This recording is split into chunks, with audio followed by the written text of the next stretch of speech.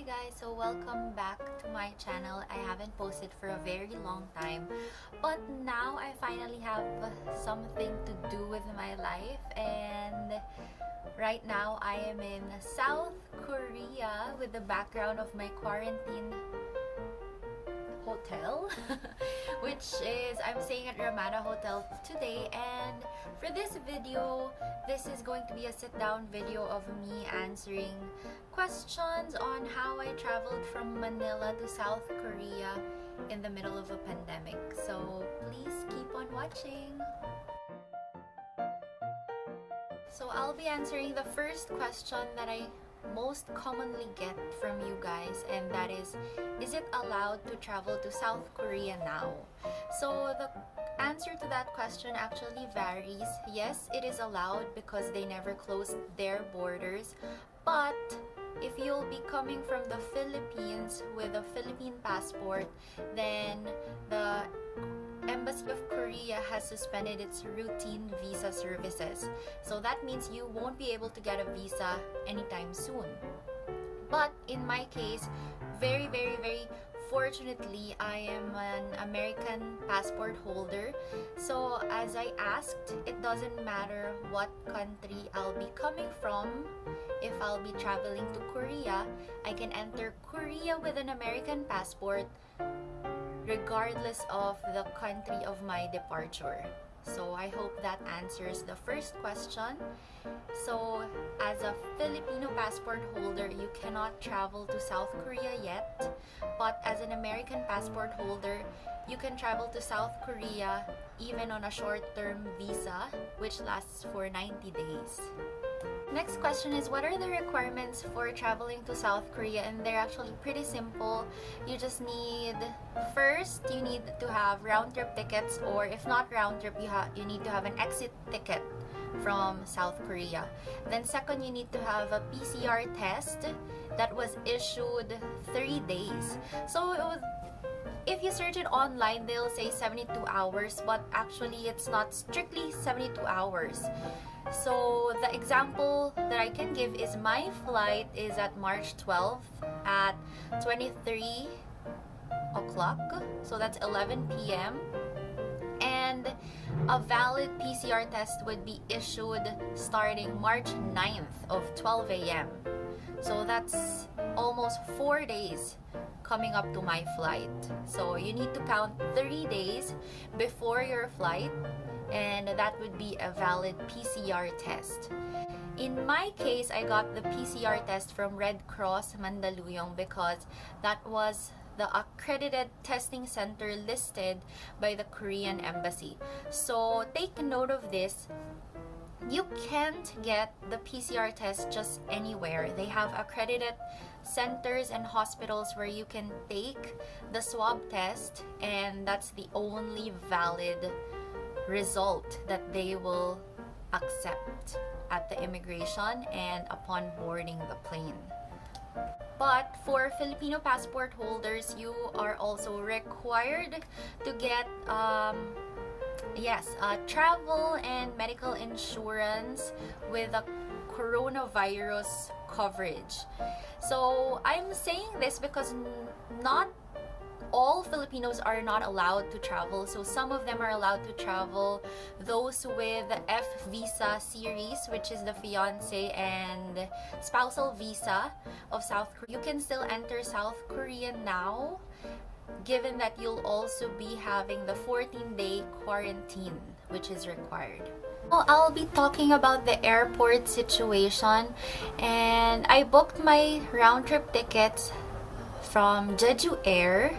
Okay, so I couldn't book Cebu Pacific or Philippine Airlines because they don't accept non-Korean passengers unless you have a spousal visa.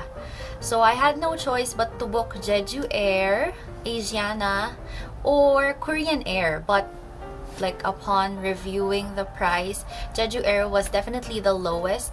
I got my ticket, round-trip ticket, with 20 kilos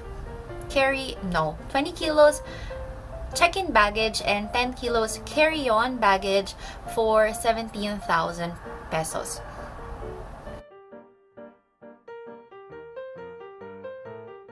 So my family dropped me off at NAIA Terminal 1. Okay, so I think dropping off by family members or private vehicle is allowed, but if you'll be arriving and you had to be picked up from the airport, I think it's not allowed. But anyway, when I arrived at the airport, there weren't a lot of people. It was really different. Okay, so that's how we'd expect because of the current situation and the limited international and domestic travels. And upon entering the airport, they just check your flight, they check your PCR test and your passport, and nothing else really. It was a really smooth process of going inside the airport. There weren't a lot of people, so everything happened smoothly. Looking at the boarding gate, like even at the charging station, which is always full of people, I was very alone at that place. I was the only one using a charging station. I was able to fully charge my cell phone. I was able to fully charge my laptop.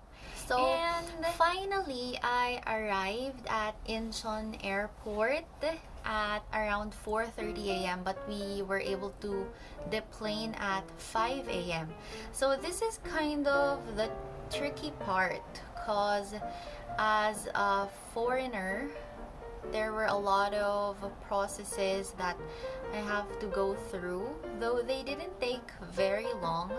It was just a lot of COVID screening, health check. They were asking the purpose of visit.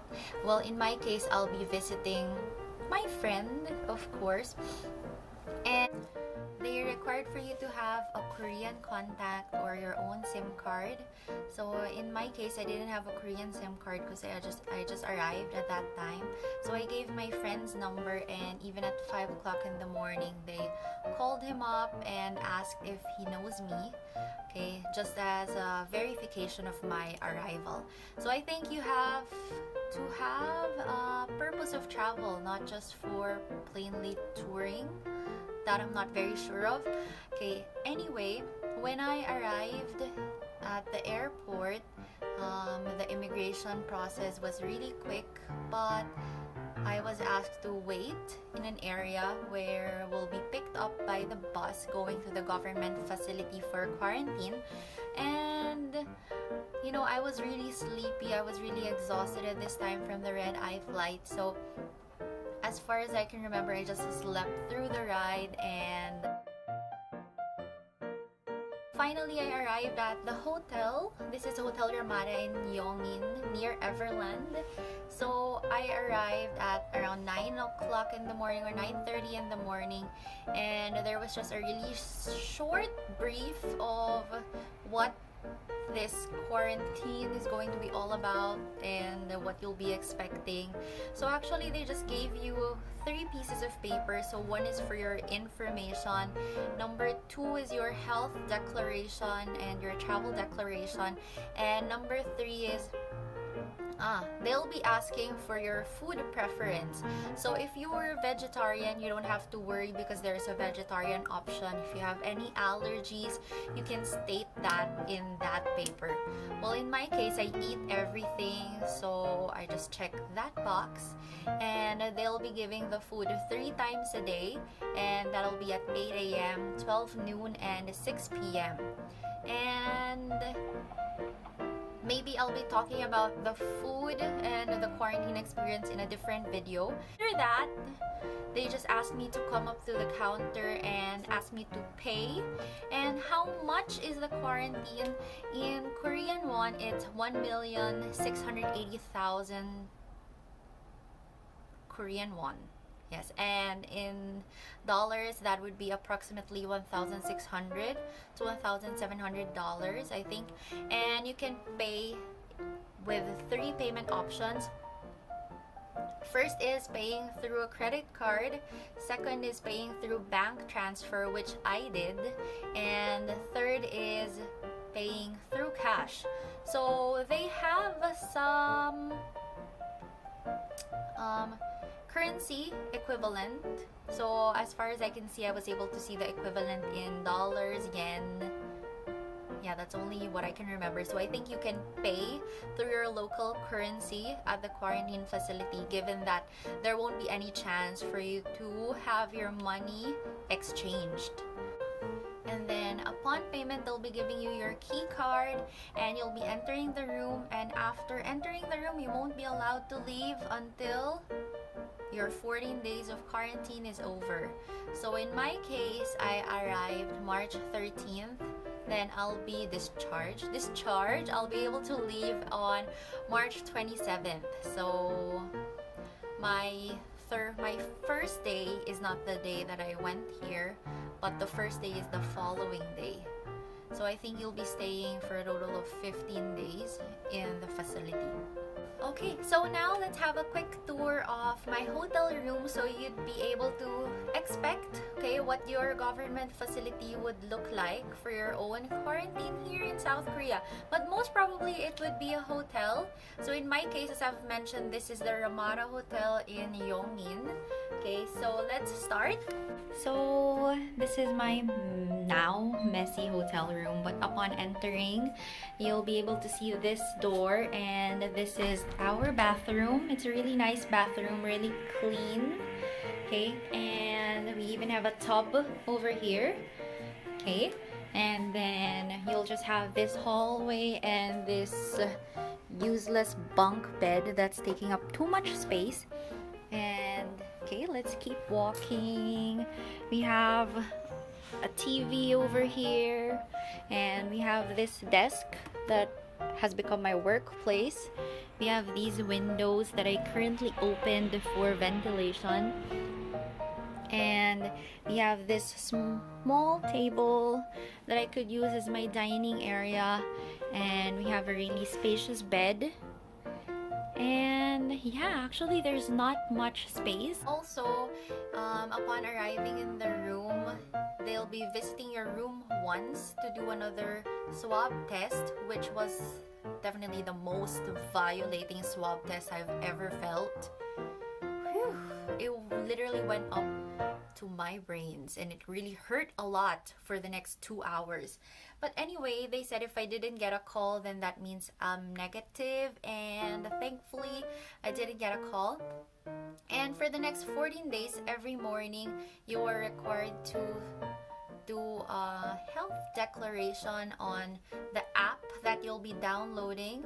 So you'll just check your temperature and list any symptoms that you might have related to the coronavirus.